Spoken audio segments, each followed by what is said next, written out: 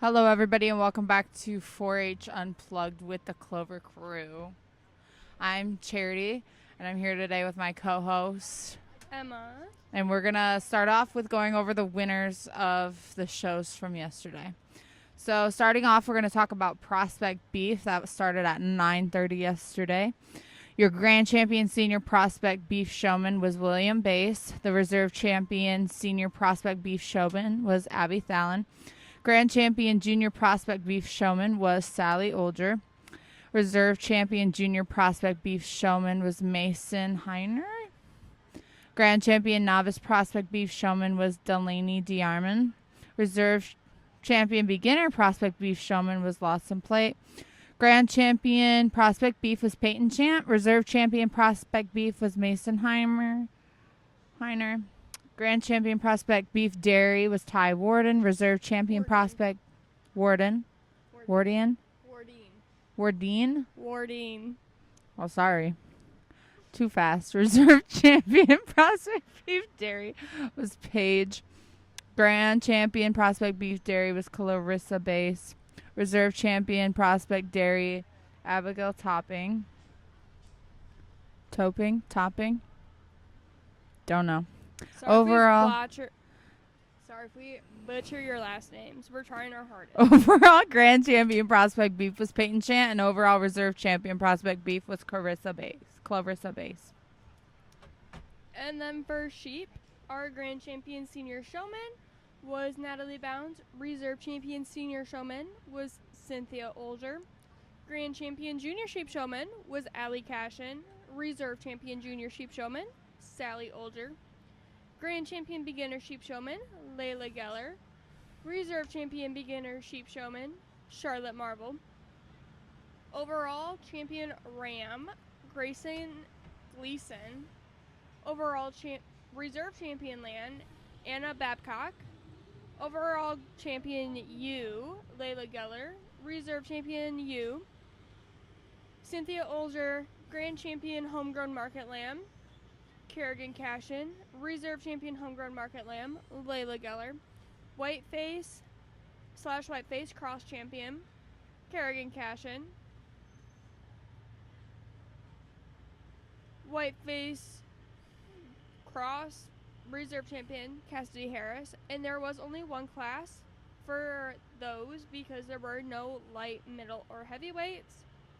For blackface cross, lightweight champion Natalie Bounds. Blackface cross, lightweight reserve champion Kerrigan Cashin. Blackface cross, middleweight champion Cynthia Older. Blackface cross, middleweight reserve champion Allie Cashin. Blackface heavy cross champion Sophia Hagerman. Sorry, guys. Some of these have a lot of words. They're making it confusing. Sophia Hagerman? Question mark? I messed one of those up. Sorry, you guys. Allie Cashin got the reserve champion middleweight. Sophia Hagerman got champion heavyweight. And then blackface cross heavyweight reserve champion was Layla Geller. Grand champion overall market lamb was Natalie Bounds with her lightweight. And then reserve champion market lamb was Cynthia Olger. Sorry, guys. That was a lot of words.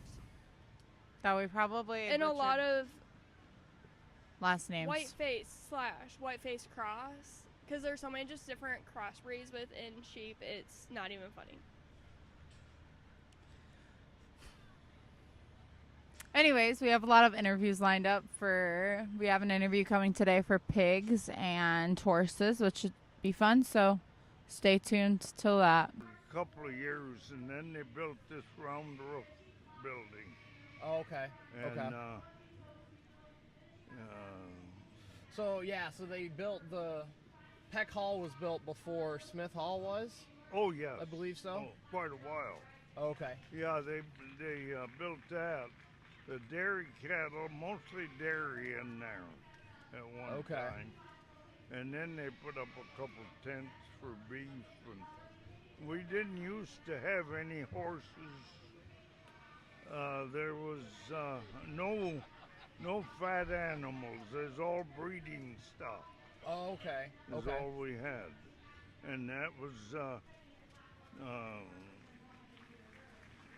pigs, sheep, dairy cows, beef cattle, and mainly that was it. And, Okay. and then of course you had your ones that the girls had was sewing and canning and handicraft the boys had Gotcha. and in the winter and but they showed it at the fair. Oh, okay. So, Gotcha. yeah. So, what is your favorite 4-H memory from when you were in 4-H? Oh, well, we back then we had when you've been after you've been in a while and get to know people, they put it. You could get nominated for the 4-H Service Club, Oh, okay. and we helped at the fair and other things throughout the year. And after you get to know people, Yeah. and this kind of thing. So, and I enjoyed the service club, and I got to know the quite a few people in the state, and I knew the 4-H director in the state of Michigan, and Gotcha. A.J. Kettnan, and I was on the state 4-H council and the county 4-H council, and Wow. So, you're And- very distinguished. well, I took my turn at it, and we had a lot of fun. Yes, You're good, Emma. I don't want to eat it. It doesn't taste very good. So, all right. But then we had a lot of fun. Of course, after I become a leader, I was a leader for 30 years. Wow. And I used to chaperone 4-H kids that won the Chicago trip and Okay. this kind of stuff. And we went to Chicago to I'd outline several things we went to, and it was about a 4-day trip. We Oh, okay. took the train down from Grand Rapids Oh, okay. and ate on the train, and that was a big deal for them. That was very exciting. Yes. Oh Yeah. my. So that would have been. So what time frame would that have been when you guys were doing that? Back in the 50s. 50s. Yeah, I was got out of 4-H about in 45 or 46, I think was my last year. Okay. I had the grain. Oh, I had sheep for my main. I had dairy too, Okay. but I had sheep, breeding stock, and I had Grand Champion lamb in Detroit. Wow. Fat lamb. We'd feed our lambs out, but I had the Grand Champion lamb in the state of Michigan one year. Wow. That's impressive, sir. That was right after World War II. Oh, okay. Yeah, because World War II ended 1945. Yes. Mhm. So I was asking. So Chicago, right? Was that when you guys took the train down? Was that because that would have been earlier in the diesel era, Yeah, Right. yes, that was in the 50s. in the 50s? 50s and maybe in the 60s, but Gotcha. I was I was a leader then, Right. what okay. I was. Okay. So, what is, as a leader, right, or as your time through 4-H, what was the biggest lesson that 4-H taught you as a young person? Work hard Good. and get to know people, and that's half of this world. You got to know people. Right. Yes. Yeah, and a good work ethic, right? Yes. It teaches, and it teaches people how to be responsible. Yes. Right. Gotcha. What club did you lead? Pardon? What 4-H club were you a leader or a part of? Stony Creek Livestock Club. Stony Creek. Well, Livestock. we had livestock in the summer, but Alice Hybeck was one of the leaders, and she had girls sewing, Oh, okay. and that was in Stony Creek Club. Oh, okay. It, Gotcha. it ended up Stony Creek 4-H Club, not just Oh, okay. livestock. Gotcha. Yeah. What do you miss the most about being a 4-H member? Oh, I've been out long enough that I like to come to the fair and see the kids, watch the kids, Of course. and see what they're learning. And not only do you learn to take care of animals and do stuff, you learn a little responsibility that you got to behave yourself Mhm. and not get into trouble. Right, right. You know, we got to stay Yeah. out of trouble. the Yes, best we you can. do. You gotta work. Yes, Yes. yes. You got to work hard. And Yeah. what is one thing that has changed since you were in 4-H, with 4-H as a whole? Oh boy, it has changed completely. We had no horses Okay. at the fair when I was in, and it was mostly breeding stock, and then your women's stuff the women had with canning. Mhm. I don't know if you got any canning anymore, Right. but we used to sewing and handicraft used to fill Smith Hall. Really? Oh yes, Wow. yes. What is one thing that you hope will never change with 4-H? Kids. I hope Right? that we have a choice of what we want to do and how we handle ourselves and the opportunities that we have. Yes. And I hope that'll never change. Yes. It's important that you would agree it's important that we keep 4-H alive. And that- Yes, oh, by all means. Yes. Yes, because these kids are learning more out here today, responsibility and how to handle animals and just how to do things. Right. Getting ready for adult life. Yes. Yes, they Yes. are. And it prepares them for Yes. moving, growing up and moving on forward in the world. Yes. Going from a Yeah. young kid to a young adult to a. And you get acquainted with a lot of people, a lot of kids your age. You get to know them, not only just in St. John's, but they're all over the county. Right. And I wish they had the old state 4-H state fair that we used to have in East Lansing. Oh. And okay. that was very educational also. Yes. But that governors decided that was not to be spent money and not to spend on. That's difficult, especially when it's somebody else that takes that away. Yeah, But, it is. On the bright side, we still have. I'm grateful that we have the county fair here. And I hope we never. Oh, lose I those. hope it stays. And the state of Michigan dropped the fair, and I think that's bad. Yeah, And I agree.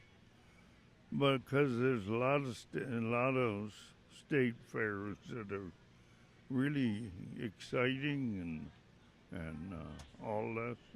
Yes, But times change. they do. Yes, They do. whether they're good or bad sometimes.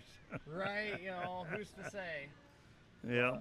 What advice would you give a young 4-H member today? Pick out a project stick with it and work hard with that animal. You gotta, if you're going to show an animal, you gotta be so that you're putting it to your brother or sister, Right. because it's gotta be. They gotta know you, and they gotta learn responsibility to take care of that animal, how to feed it, how to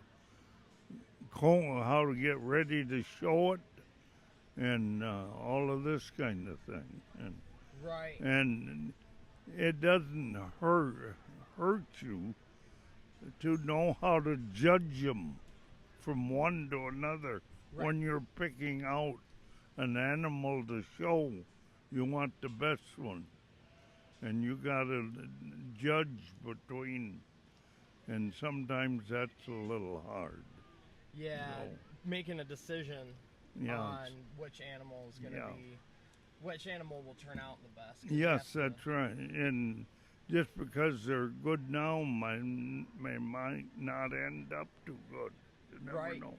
Right. You don't could know. get, say, a lamb, for example. You could get a young lamb that looks great when it's younger, but then give it a couple months and Yeah, it might not turn out very well. They'll change, but usually they'll stick.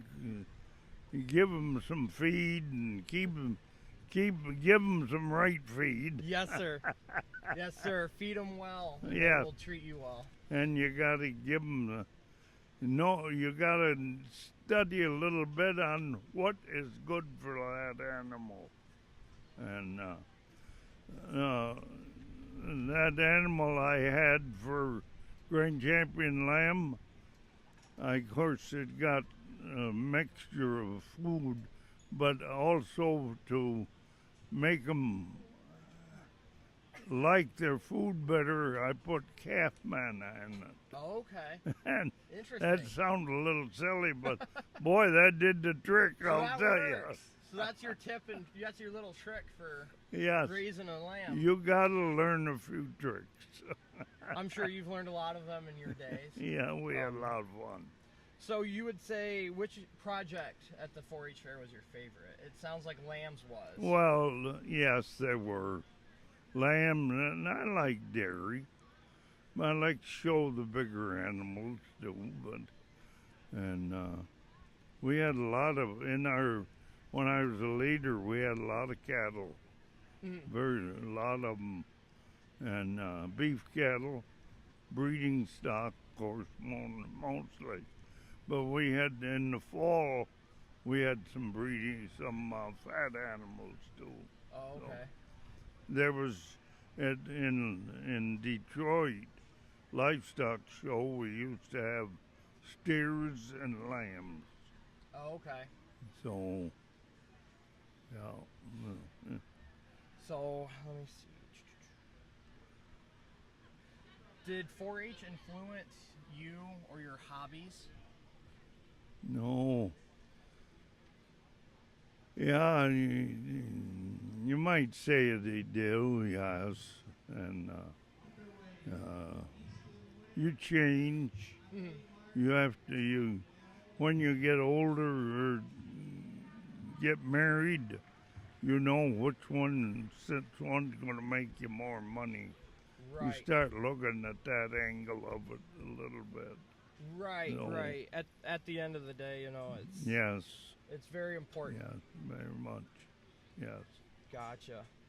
And another thing, when you're in 4-H, if the opportunity comes up to be a judge for, I was on the state 4-H national judging team. There was Clinton County had the grand champion, the champion people. There's three of us that was on a team, Oh, okay. the champion team: Stuart Slate, Laverne Selm, and myself. And, Okay. 1944, Wow. long time ago. It was only yesterday. Yeah. So, if you met somebody today who was considering volunteering for 4-H, what would you say? What would you say to them to encourage them to volunteer for 4-H? You mean to work in it? Yes, sir. Well, if I don't know how they used to have these 4-H agents. I don't know if they have much anymore. They don't go around. I used to know a lot of them. Every county had their own 4-H agent, Yes. and I don't know if they do anymore or not. I believe we do. We have an extension agent. Yes, extension. Yes. Yeah. So have them go and talk to them about volunteering because it's important, right? Yes, it is. If you like kids, it's a good occupation to get into. Yes. Very good. Yes, because Yep. without volunteers, the fair wouldn't happen. That and being in agriculture. Yes. You got to be on the farm. Mainly, there's a lot of projects now you have in town, like dogs, goats, and stuff like this that they've added on lately, and Yes. they're very good. They're good projects. Nothing wrong with them. Oh, for sure. Yeah. And it helps to keep the young folk involved, Yes, right? it does. Because some young folk might not. They might be nervous around a large steer. Oh, right? yes, it would be. A Right. lot of them. So, if you start small with, say, some chickens or some goats, it's a good way to start. It's a good way. And But I've seen kids start with a steer, great big steer, and here they're little people. But that their animal, they have trained that, they have worked with it, so that animal is just like they are. yes, They do everything that animal do everything they want it to. exactly. Yeah. There's a special bond there. Yes, there is. Between a 4-H'er and their animal. But you got to work with it. yes, Yes, you have. yes. I remember this little tyke right here. I remember when he was real little and he started showing them big steers. It just, his arms all the way up here walking that steer. Oh yeah, It was a I tall know. steer, but that steer did everything he wanted. That's right. You can't come out there one day and do it. It's got to be every day Yes, for months. yes. Yep, Yes. it does. You got to halter that steer. You got to take Yes, them that's for a right. walk and train them Yes. to do what they're supposed to do. Yes, that's right. So, Yep. No. do you guys have anything else that we should add? All right, Dwayne. I really appreciate your time, Hey, sir. Thank you. It is an honor And to speak with you. if Okay, we are here with horses and pocket pets. And what are you guys' names? My name's Allie. My name's Anna. And what is your favorite 4-H memory so far? Mine is having fun at the horse fun show with Anna and like the toilet paper race and stuff, and like being together riding around. That's my favorite memory. My favorite memory is what Allie just said. Yeah. And It's like being with the friends. the ride a bug race. That Oh was my gosh. very fun. You might need to get closer to the mic. Okay. We can honestly. You want to restart? Yeah. She's quiet. She needs to be close to the mic. It's okay. It's okay. It's okay. We can call you out for things. Okay. It's okay. Do you want to restart? It's all gonna be edited. Welcome back to 4-H Unplugged to the segment. We have Allie and Anna for horses and Allie for pocket pets. Also, what is your favorite 4-H memories? Mine is doing the fun show with my horses and friends, and like having like the toilet paper race where you like hold a toilet paper piece between like two horses and have to like ride around and try not to break it. That's like my favorite all-time memory. Mm-hmm. Mine is doing ride a buck when you have to put a $1 underneath your leg and cantering, trotting, or walking without letting it fall to the ground. Okay, going off of that, I know this question isn't written down. For horses, don't you have certain, we call them jackpot shows in the livestock world. Don't you guys have certain jackpot-esque shows that you have to do in order to qualify to show at fair? There's no like qualifying shows that you have to do. You just sign up. But I know for like different showing like circuits, you have to do point like stuff. Mm-hmm. But not for fair. You don't Okay, have to do because it. I thought that a few years ago there were some that were required or something like that. I don't believe so. Okay. It's just things I've heard. Trust me, I know nothing about horses or pocket pets. What is your favorite part about Fair Week? Being with friends. I love being with my friends and animals. Being with friends and getting to know friends that we knew in the past and we haven't seen in a long You guys time. say that as you're casually unseparable. We were told that if we have one, we have to have both. Yep. It's okay. We'll go through the hassle point of another mic. Yeah. Did you have a mentor or leader who made a lasting impact on you? You go first. Okay. Mine is Jan Maney. She was my equestrian team coach since 5th grade. And now I'm going into 11th grade. She passed away sadly a couple years ago, but she made a huge impact on my equestrian life and like hobby. It's like all-time mentor, Jen. Mm-hmm. Same thing, but in a different way. She made an impact on all of us, but a lot of us actually meant something to her. And even if they look at the eyes of a horse that she used to own, it still makes them, break down. Yes. Yeah, she's like she treated all of us. She treated everyone like her own. She was definitely amazing and was helping mend relationships within this county that have sadly kind of fallen apart since she passed. She was definitely a huge impact for horses in our county. She was head of them forever. I'm about to like cry and I'm getting goosebumps talking about her, honestly, and I barely knew her. Anyways, back to a happier topic. What is the biggest lesson that horses have taught you? Stick with it. You can't give up in horses. Like if you give up, then you're done. You just gotta stick with it and have fun. That's all I got. A biggest lesson is you'll never regret it if you quit it. If you quit it, then you don't.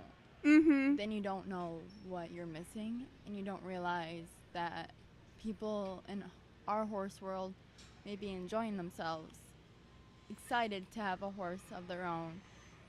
Some people just don't have that advantage. Do you guys ever feel burnt out from horses? Because I know you guys have them year-round, constantly. We're with all the other species for the most part. You have them for a few months, you sell them, you get a few months off. And that kind of like helps get rid of that burnout feeling, where with horses, you constantly have them. Yeah, I've been riding for 13 years, and I've had to take a couple, like a year or so Mhm. in between to take a break. But horses, you can always come back to. Yes. As long as you take care of them, they'll always be there for you. So they'll be there whenever you're ready to come back. So. I've been riding horses since I was born. Forever and ever and Yeah. ever. Yep. So I never get tired of them, even though sometimes they can be a little bratty or annoying. They still have a good meaning to my heart, and I'll Mhm. never let that go. For sure. How has 4-H helped shape you into the person you are today?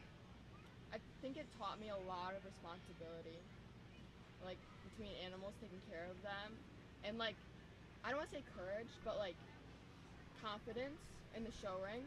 That helped me a lot. So It takes a lot of responsibility to take care of a horse. You have to pack for it, you have to wash it, do all that. But it's also hard working when you're in the arena.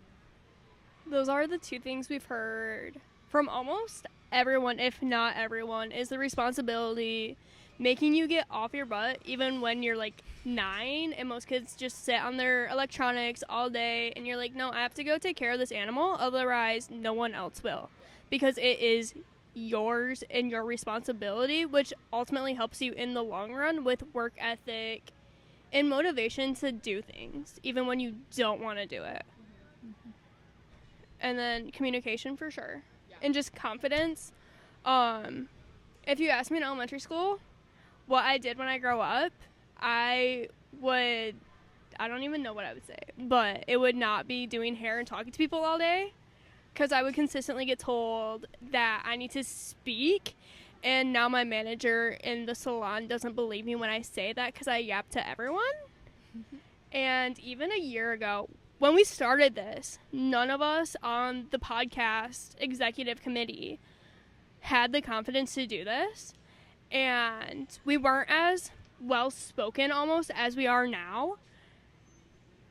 We have many blooper reels from trying to take our first video, which was a minute long, and now we talk for 30 minutes with people and have to edit out maybe 5 minutes, which is just a fun thing about 4-H, is gaining that confidence, and which then ultimately helps you with interviews and things that you get nervous for, that most people are like, I can't do this, but with 4-H you've been taught to get comfortable with being uncomfortable, if that makes sense. Did 4-H influence any of your hobbies, and how? I mean, not really, because some of the hobbies I brought to 4-H. Mhm. But I'd say a little bit with chickens. Like I had chickens before, but doing poultry showing like really got me into it. So kinda, yeah. Do you do only meat birds, No, or I do you do only breeding? show. I Okay. only do show. Yeah. Like she said, I always had horses, so I've always had this hobby. But in the 2 years I hadn't done pigs yet, I really experienced a lot of hard work only with horses, and pigs were a different question. If you could relive one moment from your time in 4-H, I know your time in 4-H isn't done yet, and this is typically a question geared towards people, our parents' generation, who we pull on to talk about like the industry as a whole. What would your memory / moment you would relive from 4-H so far be? I'd probably say when I got reserve champion, grand champion, for horsemanship, and it was my first time ever doing it, and my horse did so good. And I did not expect to get that far, but that was like such a like great moment for me. I couldn't forget that memory. My favorite thing, yesterday we had someone do goats, and he was a beginner, it's his first year. His dad was like, I don't know what we're doing, you guys. I almost called you over to come clip these animals. This makes no sense to us. And his kid got reserve champion in showmanship, and we went up to him and went, hey, so I hope you know you are forever getting goats, because this built this kid's confidence, and now this kid has something to push back against instead of his sister. And I can say I did do that with goats. What is one thing that has changed since you started 4-H? I'd say the number of people, like younger generation, being active in it. When I first started, there wasn't a lot of young kids that were in when I showed, like pocket pets and models. But now you see a ton of young children like being able to compete in 4-H. Mm-hmm. That's been great. Like she said, a lot of people, but also the community helps a lot too. And I'm very appreciated that they had come this way to show with us and experience this with us. Just the community as a whole. We have had a huge repopulation in numbers, especially this year for still exhibits. Some of our numbers over doubled. And when we were setting up the halls, everyone was like, so how are we doing this, you guys? We have no room for this. Yeah, our corner that normally has extra chairs and tables, those have to go outside. We have no room physically. Which has been really fun to see, considering COVID, our numbers plummeted, and we had maybe 50 pigs, probably less than that during COVID. And just from there, we have full barns now, which is just insane. And then you get those younger people in, and it's just fun to see the numbers work themselves out.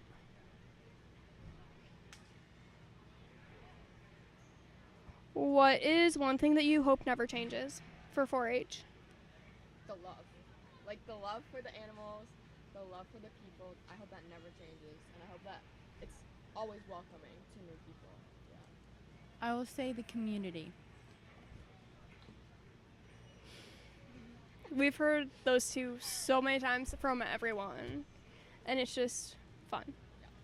Because everyone grows up so differently, and we've had people that are so just drastically, vastly different and have different upbringings. Like, we had Natalie Bounds on for Sheep, and she started in California and then came here.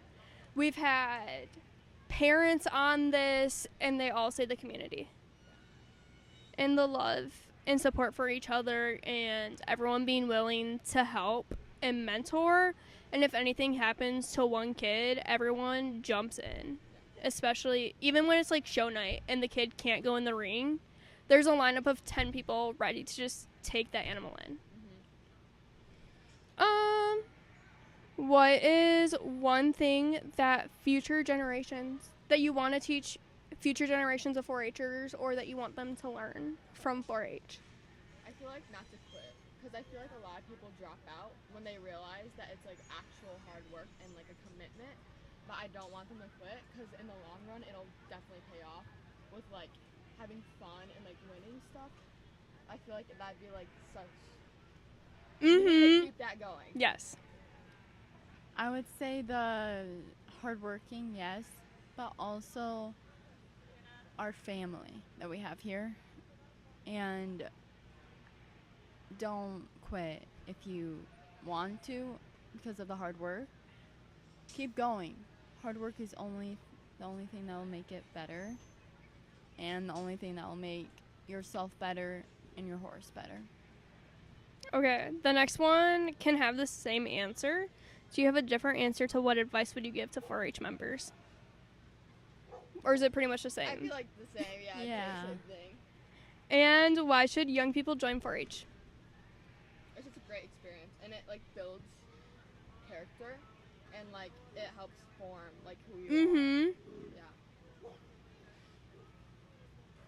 The exact same thing as Alex. And what would you say to someone who's thinking about volunteering with 4-H? I don't really like the way that question's phrased. How would you explain it to someone who's an adult looking to volunteer for 4-H versus volunteer at like the library? What would you say to pull them into 4-H versus other atmospheres? Do the hard work that you do.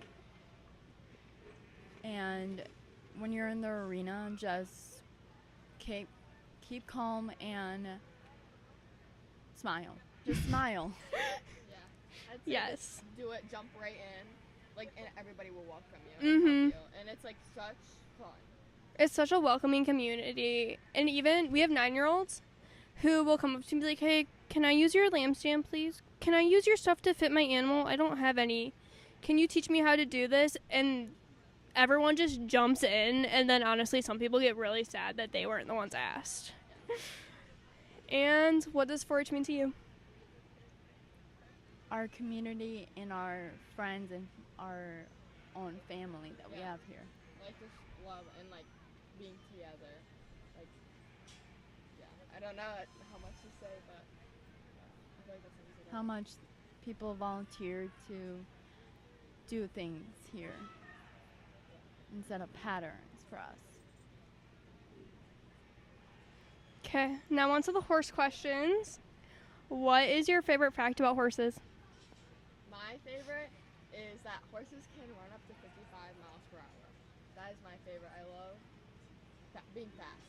And I just like, I think it's so cool that horses can run so fast. You're just a speed queen. Yeah. And they can age over 30 years old. They last a long time. They Yeah. live forever. Yeah. Yeah. Not quite as long as a parrot, but they live forever. Yeah. The horse I'm showing right now, she's 28 years old. And she's probably It's super going. chill. Yeah, she's Yeah. still going. She's still going. What is the weirdest fact about horses? Mine is that they can grow mustaches. Yep. Hang on. I have mine. They can't throw up. Those are very interesting. Yeah. I've never thought about either of those. So since they can't throw up, this sickness called colic, Mm-hmm. which is like really really bad. So that's like part of the problem. They can't throw up. So the vet has to come and stick a tube down to their stomach to help them, and they suck it up. Yeah, that's like, if it, yeah, that's what I say. That's intriguing. Yeah. Is it because of the way their stomachs are set up? Yeah, Because I know that I think it's cows that have 4 stomachs, and so they can't puke, right? Charity question, because she's producing this one, and she does cows.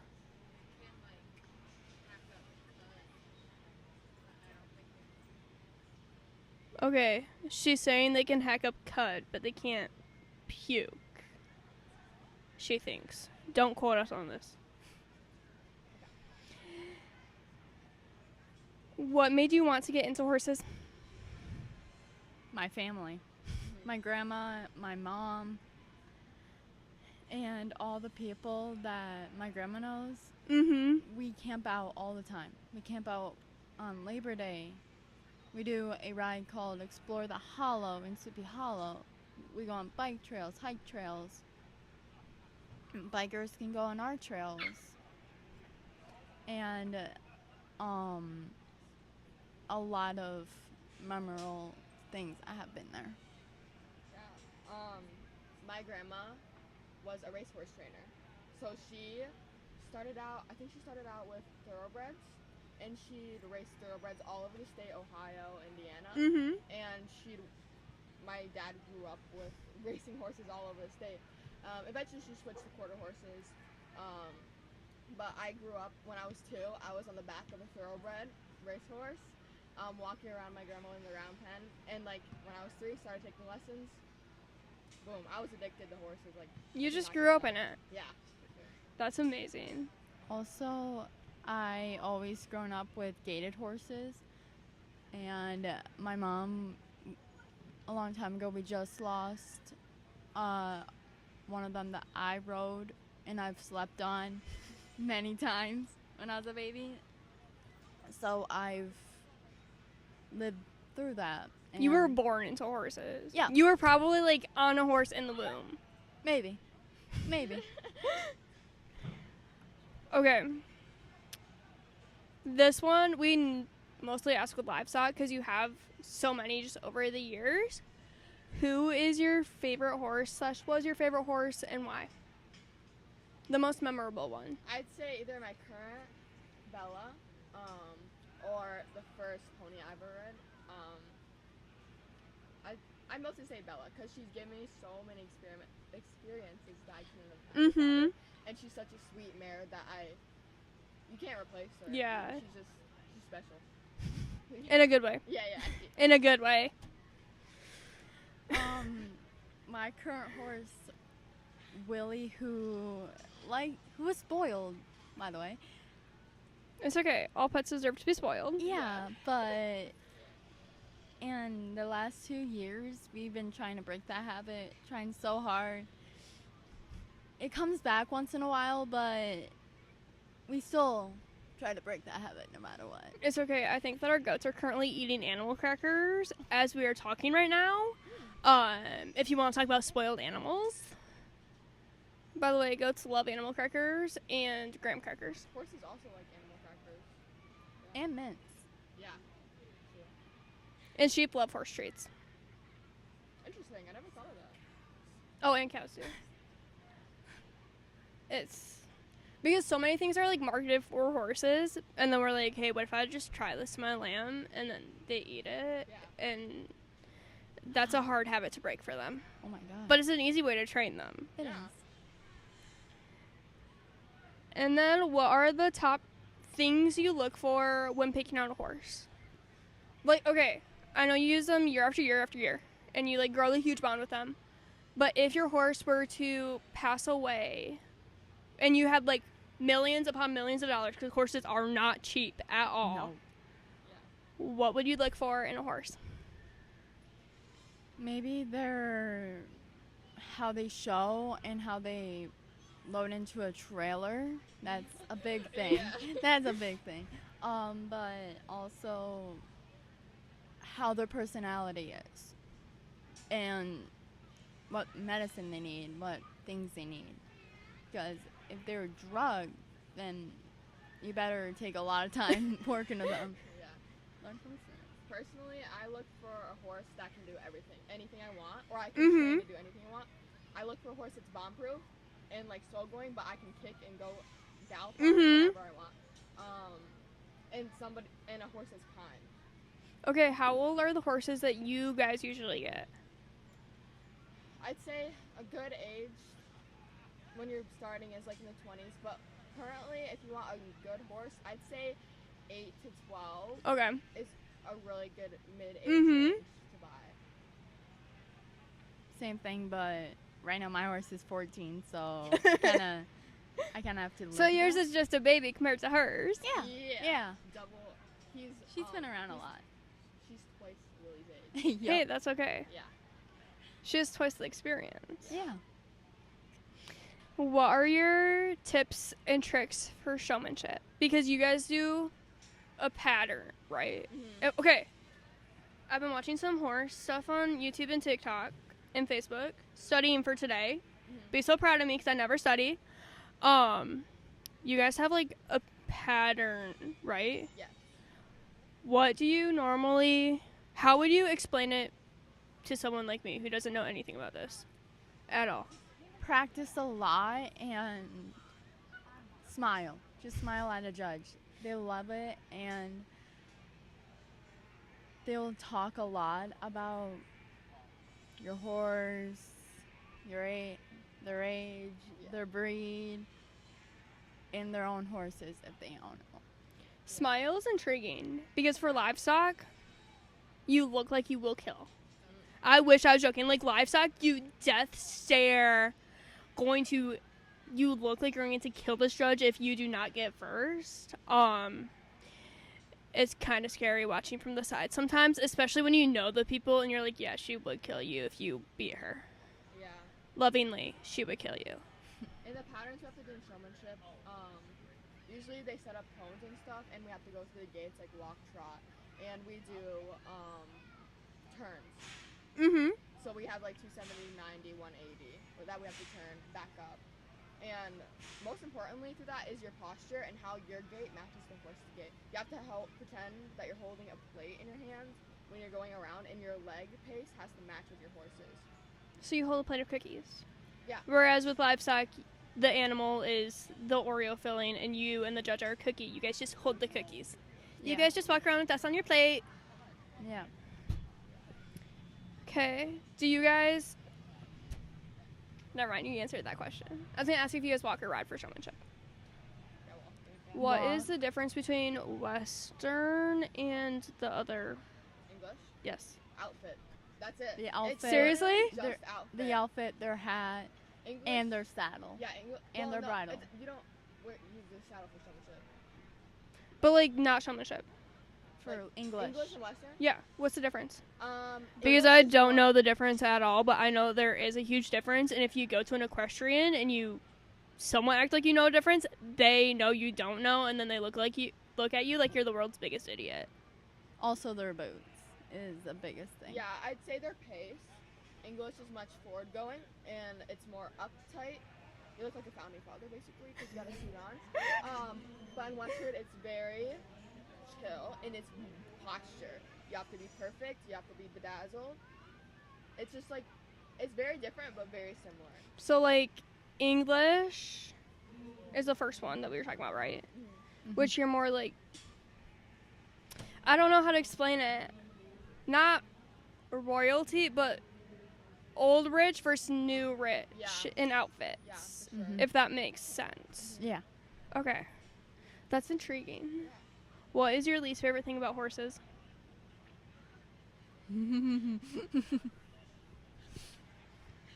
Probably when they rear or when they try to buck you off.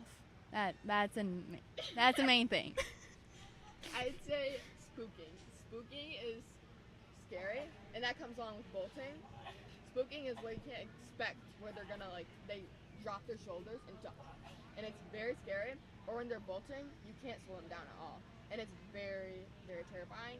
But otherwise, they're fine. I like them. Have you had either of those happen while you were on a horse? Yes. Yes. Probably many, many, many times. Yep. Yes. Yep. And there are probably days you'd look at the horse and go, dude, I wish you were a cow so I could just kill you. Yeah. Not kill Yep. you, but like, Yep. so I can eat you. Yeah. Yep. So I can eat you because you'd be delicious at this moment. Yep. I'd say send them to Glue Factory all Yep. the time. Dude, have you seen the new Animal Farm movie? Speaking of Glue Factory, in the new Animal Farm movie, there's a horse and he's like older. I forget his name.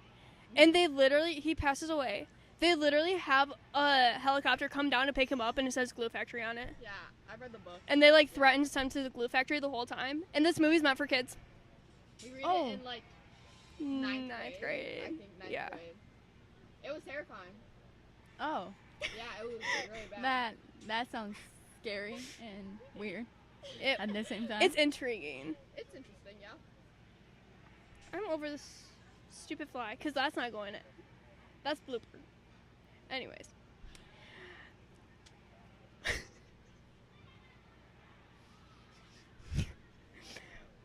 What are the onto pocket pets?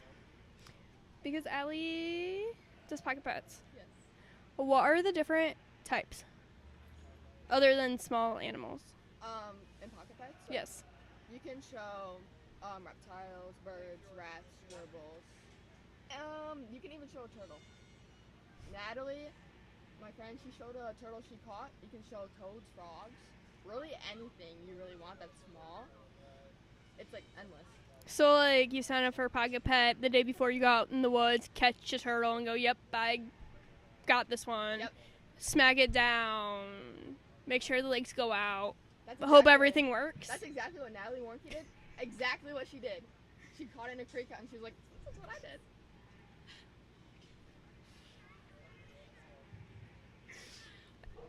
I wish I could say I was surprised that she did that, but her cousins are the other two on this podcast, and knowing them, I'm not surprised at all. Yeah. Okay, you have a few snakes, right?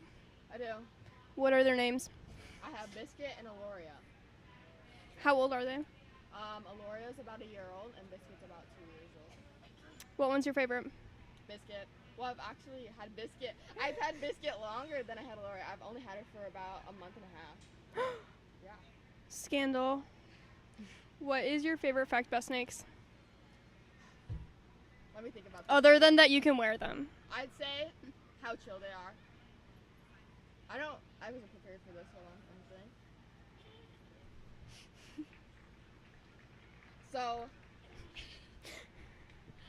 I'd say ball python, which is Biscuit. They Mhm. have holes on the front of their mouth area. Those are for heat tracking, which is very interesting. I didn't know that at first, so I thought that was interesting. And I have Aloria, a Mexican black king snake. She actually can eat other snakes. She can eat rattlesnakes. Yeah. Has she ever tried to eat Biscuit? No, they do not live at the same house. Okay. Yeah. Okay. I would not, Good. I would Good. not do that. She's also very small. Biscuit's very. Biscuit is not small. Yeah. Biscuit You is wear pretty Biscuit small. like a necklace. Yeah. Mm-hmm. I have seen that before. Okay, how did you is your mom scared of snakes? No. Was she before the snakes? She was not. I don't believe so. She hasn't really informed me about this. But when I was 5, I had a leopard gecko, so she's been pretty exposed to them. But How did you convince her to let you get a snake? I talked over it for a long time with her, and actually, Biscuit's the first snake I ever held at a reptile expo, which is where you saw, where there's vendors of reptiles. Mm-hmm. And I was like, I think I want this one. And she's like, okay. And I bought it with my own money. So that's part of the reason I bought him with my own money. So funny story about snakes, too. My grandma, who is now passed away, told me that the reason she was terrified of them is because they have no hair. My grandpa's bald. Well, okay. Mm-hmm, That's mm-hmm. intriguing. Yeah, she's like, yeah, I hate them because they have no hair. My grandpa's bald. He has maybe 5 hairs on his head. Yeah, and one time I had a snake in the house, and I've never seen everyone. We do not have pet snakes. We hate snakes. I've never seen everyone run out of that house so fast, and my sister pack up her books and move them outside as fast as she did. And my mom threatened to torch that place as many times as she did that night. Oh my goodness. And what pocket pets do you have? I have a 2-year-old Euromastix named Sukuna. I have, I actually don't know how old she is. I have a Dalmatian Crested Gecko named Wendy. She actually has MBD, which is like, it's metabolic bone disorder, where she wasn't fed enough calcium in her previous home because she was a rescue. So she's like very lumpy. Her spine is like lumpy, like wavy. Yeah, she's a special one for sure. But Hey, she it's actually okay. have polka dots, so that's why she's called Dalmatian, just polka dots. I have also a rescue bearded dragon named Twix. She was the mascot of my small business actually, and I don't know. I think she's a senior bearded dragon. I don't know if she's another rescue. She's actually found on the river trail in Lansing. Yeah, that was interesting. And then obviously I have a Loria. I bought her from a guy in New Jersey, and he shipped her out, and I was like, perfect. She actually is very bitey, surprisingly, but she's a juvenile, so they're like opportunists. So they always think everything moving is food. But she's special. She'll grow out of it eventually at 3 years old. And then Biscuit, he's a special guy. I take him basically everywhere. I brought him to Sephora, like Walmart. Yeah, the mall. A lot of places. He's been a lot of places. He's been to festivals, bands, parades. It's okay. He's well behaved He's and well trained. very well behaved. He's like an ambassador for small children. I'll have small children come up with me and they'll be like, I never touched a snake before. And it's like building that foundation for them not to be scared of snakes. I've had this middle-aged woman come up to me and she's like, I've been scared of snakes for 30 years and I want to pet your snake. And I'm like, perfect, come pet him. And she's like, I just got over my fear of snakes. And I'm like, Biscuit is that good. Biscuit's magic. Before I met Biscuit, I was also afraid of snakes. So I saw him and I started to pet him and I was still a little bit afraid, but I was beginning to hold him, put him on my neck, put him on my arm. Yeah, I'd say within like 10 minutes she had him around her. Yeah. Yeah. Which is really funny because when I hear about pet snakes, because I'm huge into true crime, it's a lot of, the snake wasn't fed, so he got out of the cage and strangled a baby and then proceeded to eat the baby. And I'm like, oh, that's why I will never have a snake ever. Yeah, they don't. But it's normally like a python or a cobra or something huge. And I'm like, oh, okay then. Yeah, I'd say that's very, very unlikely because they don't really do that unless you smell like rats. Like. Welcome back, guys. I'm here with Miss Caitlin Thalen. Caitlin, how are you today? Pretty good. Pretty tired, but we're making it. So I hear the reason you're tired is because you do night guard. Tell us about that. Correct. So night guard is a very unique opportunity for select individuals. So for night guard, we have 3 different shifts. I usually do first shift. I've done second shift too. And you work either 2 to 3 hour shifts, and we almost patrol the grounds, make sure all the animals are safe, happy, and healthy. And we also pick up the fairgrounds, get things set up for the next day, move tents if we need to. Second shift is mainly trash, so we have a lot of trash cans around, and we go around and put new bags in, throw away the trash, pick up the grounds if there's any loose stuff blowing around. And first and third shift usually just make sure everything's set up for shows the next day, and if something needs to be moved or taken care of, that's what we do. Awesome. So out of everything that you guys do for Night Guard, what is your favorite part? My favorite part is being able to see all of the behind the scenes. So it's a very important job to have, and you have to take it very seriously, even though it is very fun and we have a good time. And you're out here alone. It's a different experience when it's dark and it's quiet. So my favorite thing is probably just getting to know everybody a little bit better. We have a leader on every shift, and then you work with one other youth. So I've gotten to be very close to the girls that I've worked with. Fantastic. So, I mean, there's we always, have a favorite thing, right? But what's your least favorite? Like, what's the one thing that it's just like, like taking out the garbage or something like that, right? So I was very lucky to only have to do second shift for 1 year. Mm-hmm. But when it rains, the trash bags hold it, gets wet, gets a little soggy, trash juices. We had that the year that I did it, and it's a bit rough. It's 2 a.m., 3 a.m., you're covered in trash juice, trying to throw it in the dumpster. And sometimes, you have to pack up your stuff and shower on the fairgrounds. And, it's not the best thing, but we make do with what we have. It's, our service to the fair and the program. And, even with it, though, you always have a good time. You always make the best of it. So. Always lots of laughs, I'm assuming. Oh, yes. A lot of nighttime delusion, but it's always a good time. So, what is your favorite 4-H memory? I know you're in one of your senior years of 4-H. You got 1 year left. I do not. This is my final year. 15 years in the making, yes. Crap. So what's your favorite memory then? My favorite memory, I don't have a specific one, but in general, just the experiences that I've been able to have. I've never thought in a million years that I'd be sitting here today, being as accomplished as I have been with my 4-H career. For sure. Been able to go on many trips throughout most of, the East Coast of the United States and up north, and, seeing cool things with some of your best friends and some people you don't know, and you learn to become really good friends. I'd have to say my favorite memories have to be learning to, meet new people and get yourself out there, and I've made some of my best friends and some lifelong friends doing that. Gotcha. Especially through showing. So yeah, I had spoken about it a little bit a couple days ago. We're all friends who go into the show ring, right? yes. We can be a little competitive, but then coming back out of it, we're still friends, right? At the end of the day, you celebrate each other. One of my best friends, I've been friends with her forever. I got her into 4-H. She got reserve senior showman yesterday for Prospect Beef, and nice. I was standing outside the ring cheering her on every step of the way, and then I turned around, got first in my market class, got into the final drive for market and Prospect Beef, and same people were outside cheering for me. So it's an amazing thing to see your competition 1 minute and your best friends the next. And it's a great community of people. We're all supportive of each other, and there's no hostility, right? Correct. You're competitive, but it's a friendly competition. You're never gonna see people, mad at other people for winning. You're always proud of the people that put in the work, and the people that win are the people that do put in the work and put in the extra hours. Of course. Yeah. Is there a specific project out of all the projects you've done that you were especially proud of?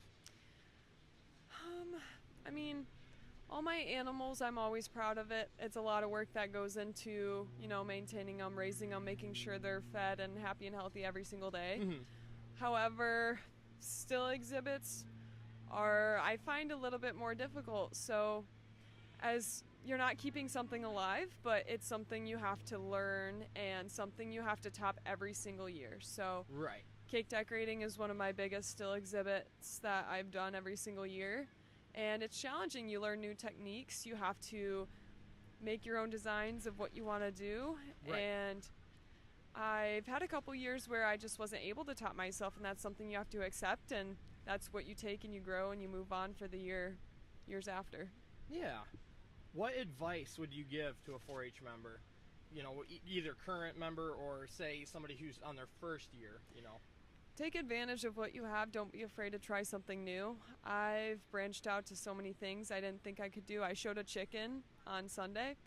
I've never done that before, and I did very well. It was something I didn't know I could do, and I performed, and I practiced, and it paid off. And always take advantage of the opportunities. I sit on the council as a youth member. I'm on the fair board as a youth member, and I used to be afraid of things like that because I was a very shy kid, and now I'm just, out there, and I help, and I, make sure everything's in order, and it's just great. It's amazing on resumes, and it makes you a better leader and a better person. Gotcha. So I guess that leads very well into my next question here. Why should young people join 4-H today? You should join 4-H because it makes you a better person. I mean, one of our quotes is making the best better and leading by doing. And that's what we do. That's what we do around here. We have such an amazing community and amazing leaders out here who help every single kid. Whether you're a first year or senior, you're in the makeup arena, you have something on, the back of your cow, the back of your goat, let me wipe it off for you. Right. Let me hold your goat while you go run to the bathroom. Something like that. It's just, it's amazing. I found some of my best friends that I never would have met if I didn't join 4-H. And, you just meet new people, get the experiences that you never would have had. And I am I would say that I've developed as a person a lot through 4-H. I've been put in situations that I was uncomfortable, and it just made me a better person, a better leader. And, I was able to, kind of just grow in many different ways, not even just 4-H, but in school and outside of this. For sure. So, well, Caitlin, it's been an honor and a privilege to have you on the podcast. So I appreciate it. We appreciate you coming. Welcome to 4-H Unplugged. I'm here with Christy and her son Brody, and we're going to talk about all things dairy. Okay, so my first question for you guys is, what is your favorite 4-H memory? Well, my favorite 4-H memory probably comes from back when I was in 4-H.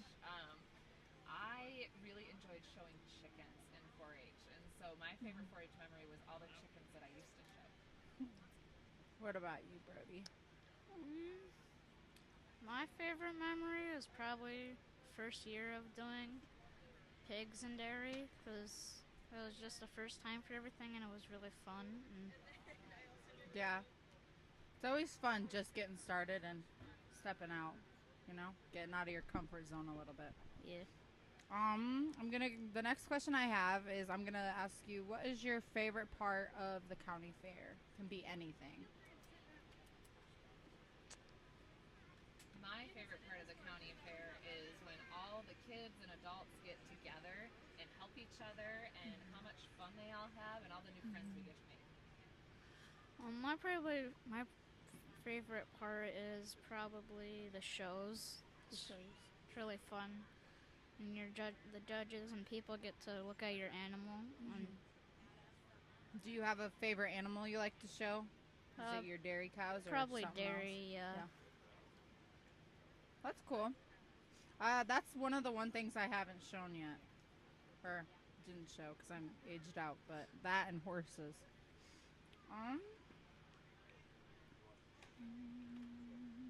What is the biggest lesson 4-H has taught you? Me to go first? All right. The biggest lesson 4-H taught me was how to do hard work. 4-H can teach you all the things that can go wrong, and then how you have to handle all the things that go wrong, and then how you have to pivot, and you have to do things you don't want to do sometimes. So it teaches you so many lessons.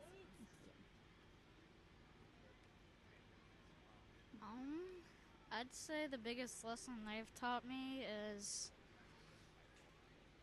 probably never to underestimate what you're gonna get, because you might think you're gonna get like first place, but then the outcome is never first place.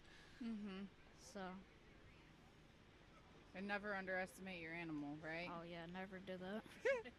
Because you could be thinking, it's gonna be a great day, and then next minute later they're in a bad mood, and you're like, come on, man, let's go.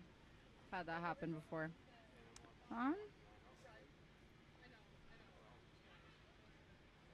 Why should young people join 4-H? Or kids your age? Why do you think people your age should join 4-H? I think it's I mean, it kind of builds your future. Yeah, Great way to make friends. but yeah, friends. I've seen a couple of yours running around here somewhere. Yeah. Don't know where they went, but yeah. What about you?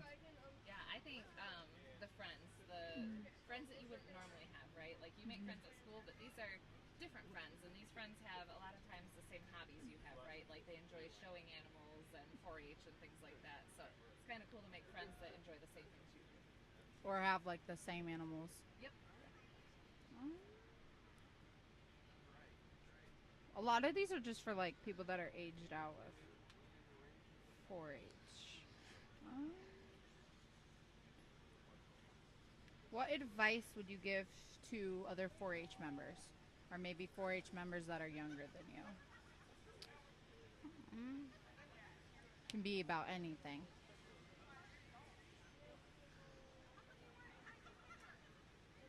Maybe try to get a lot of sleep the week before Fair Week.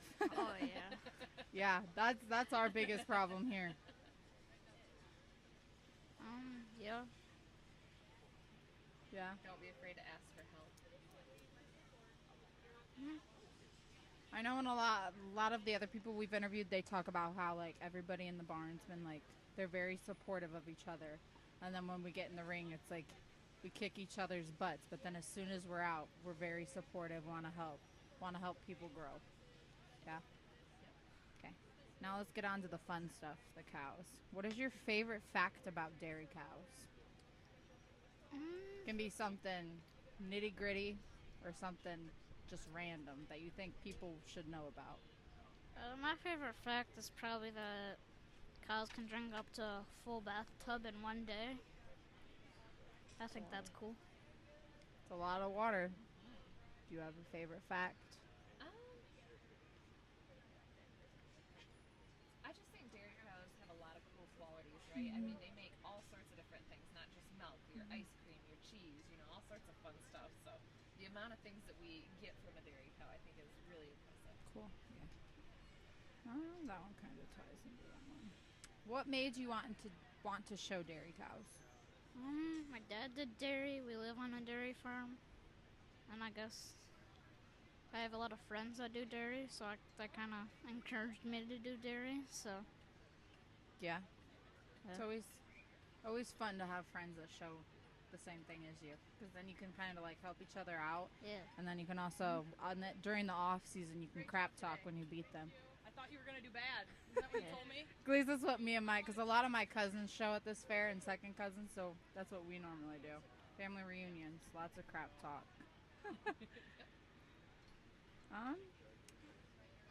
What are your favorite dairy cows and why? Do you have a favorite cow? Can be one you brought to the fair or one at home. Do you want to talk about? I mean, I don't really have a favorite. I like all my dairy cows, but if I had to pick my favorite, it'd probably be Applebee's. She cooperates with me. She's never really mean unless you're mean to her. She follows you like a pet, so I like that. All brown Swiss. Oh, yeah. All brown Swiss cows. That's cool. Something that because we do beef cattle, we don't have dairy cows, but something that I feel like it's kind of hard to explain to people is how cows are kind of in a way like dogs. Would you agree? Yeah, I'd say Like you so. can form that bond with them. Yeah. And they'll follow you around. Sometimes it's a bad thing though when they're trampling you at the feeder, but what are the top things you look for when picking out a dairy cow to show? So you said you lived on a dairy farm, right? Yeah. So say you're going out to the barn and you're looking at all your cows. How are you picking one that you think needs to go in a ring compared to all the other ones?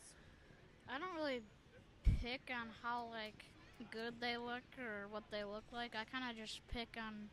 I mean, it's most of the time brown Swiss because that's my favorite breed, and it's usually like a cow that I've showed that had a calf. I usually take their calf because it kind of passes down their genes of good showing. So So you kind When you breed that cow back and you want to show her calf next year, are there certain things you choose that the judge might be looking for? Yeah. The judge mostly looks at for the udder and like for showmanship they're looking at you, so not much of the cow, but for breed it's mostly like the udder, their frame, and like how dairy they look. and don't quote me on this because I don't know a lot about dairy showing, but don't you have to walk backwards with them? Yeah, backwards and part way forward. Yeah. And no show stick. No show stick, yeah. Yeah, that's. I don't know. Do you have to like pose their feet and stuff? So- Yeah, you kind of want to show the udder off to the judge. So you really have to work with that cow to get it to walk Yeah. right into the position. Whereas beef cows, most of the time, they just mess with their feet so much with those show sticks. Do you have tricks to keep them calm when they're in the ring? Because, like you said, you don't have the show stick to scratch their belly. Yeah, you kind of just like, you walk really slowly, and you kind of just like use one arm to hold the halter and then the other to kind of like scratch their head or wherever they like to be scratched, and that kind of calms them down. You know when they're calm when they're chewing their cud, so that means they're calm. That's good. What are your tips and tricks for showmanship? Do you have any more besides your scratching its head? I'm not really good at showmanship. I don't know much about showmanship. I mean, all you want to do is keep your eyes on the judge, kind of stare him down. Yeah, That's good. I mean, you got time, right? yeah. Got a couple years. You're just starting out. Trust me, when I first started, my beef cow wasn't very good. I was just in it for my cow. I just liked cows. What is your least favorite thing about dairy cows? What's something that they do that gets on your nerves?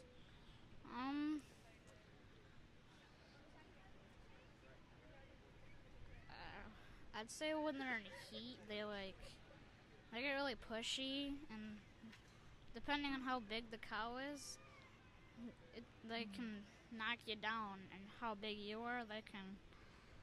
I have a cow that's in heat, and she's really pushy, and she's knocked me down a few times.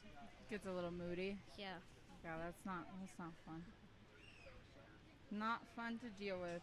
Okay, and then I heard that you do archery. You want to talk a little about that? This was my first year doing archery. I don't know terribly much about any archery. It was really fun. How'd you do? I did okay. Not Do- the best, not the worst. You're just starting out. You got Yeah. time. Yeah. Yeah. You can't get better if you don't try, right? Yeah, that's Did true. you just shoot at like a target of some sort?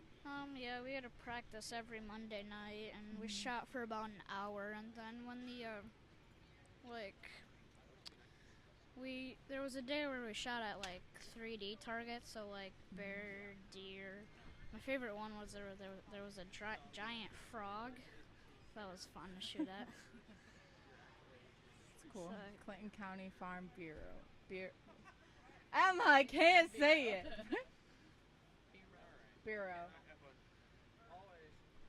Yeah, you want to finish the interview? Because Charity is struggling to English today, we heard that you were on the Clinton County Farm Bureau Board, and you're the president. Yes. And we were just wondering about that. Yeah, so Clinton County Farm Bureau is a board of all farmers. We all have a farm back at home, or we work in the agriculture industry in some fashion. And we are out pretty much promoting agriculture as our big number one priority. And then we have a lot to do also with like the legislative process and making sure that agriculture isn't forgotten about in that process. And then also about teaching children in the next generation where the food comes from. So That's cool. Sounds like a lot of fun. A lot of building relationship type things. yeah. So we also have a portion of our board. We have two members that sit on our board that are junior board members. So So that's something that might be enticing to the 4-H community is that we look for like juniors and seniors in high school, and they can have a seat at our board. They don't have voting rights, but they can sit on the board and kind of observe what we do and give their input on things that we do. And then at the end, if they complete all the tasks that we require of them, there is a scholarship that goes along with it as well. So definitely something to look into. Great opportunity for kids to learn and grow with the world of agriculture. Well, thank you guys for coming on our podcast. It's been great learning about dairy and showmanship and your archery. And I hope you do good. Is the dairy show tomorrow? Tomorrow morning. At 9 a.m. Hope you do good. Kick some butt with your, what was it, brown